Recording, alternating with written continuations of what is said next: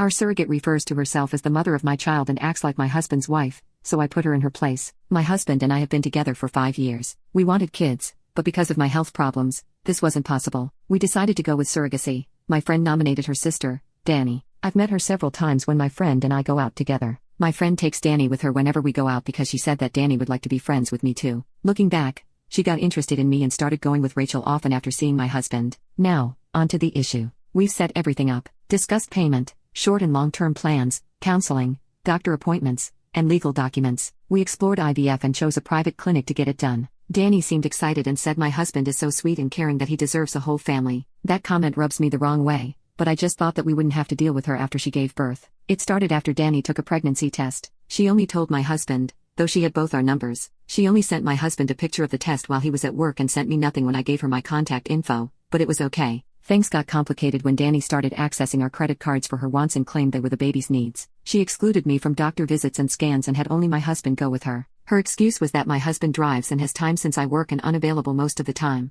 I felt isolated from this experience but said nothing, knowing she was burdened, so I had patience. My husband had no idea what was happening and if this was normal. This was new to us, so we didn't know. He also said that Danny gave him the ick because she was so clingy and possessive of him in the clinic. He told me that Danny doesn't like the nurses looking at him and talking to him. She's 7 months in, and last week, she had us visit to discuss things that I thought we'd previously agreed on, but she said she changed her mind about it, and her mom was there, too. I heard Danny out and was shocked when she gave a list of how things should be from now on since she said there was a lot of confusion in the past cause of me stressing her out by complaining. She requested she get a say in baby names after I deleted the list of names she sent to my husband. She wanted more access to my husband's credit cards and free time to get stuff done at her place. Also, I need more time with the baby than I agreed on. Then, I wrapped up by saying only my husband should be with her in the delivery room and use the hospital as an excuse. I got up and firmly stated I disagreed with her new terms and that she had to stop acting like she was my husband's wife and this was their baby. She said it was technically her baby because she was carrying it. My husband didn't speak until she started crying. He asked me to sit down, but I said I had boundaries, reminding her of her role and how she overstepped.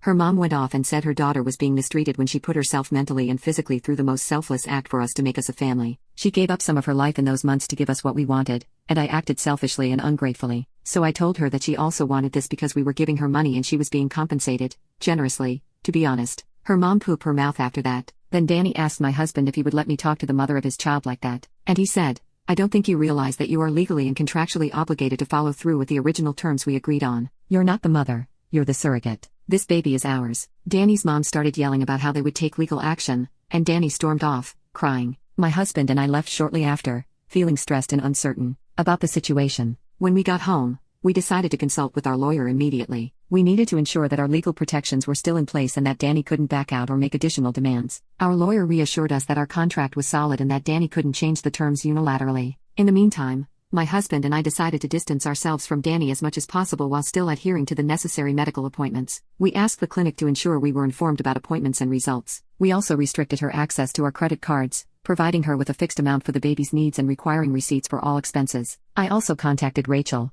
my friend and Danny's sister, to explain what had happened. Rachel understood and said she would talk to Danny and their mother to smooth things out. She also admitted that Danny had always been somewhat possessive and might have developed an emotional attachment due to the pregnancy hormones. I worry about this stress's impact on the baby and our future interactions with Danny. However, I'm determined to stay firm on our boundaries and ensure that the surrogacy arrangement proceeds as planned. My husband and I are focusing on the future and preparing for the baby's arrival. We're seeking counseling to cope with the emotional strain and to ensure that we are both in a healthy place when our baby arrives.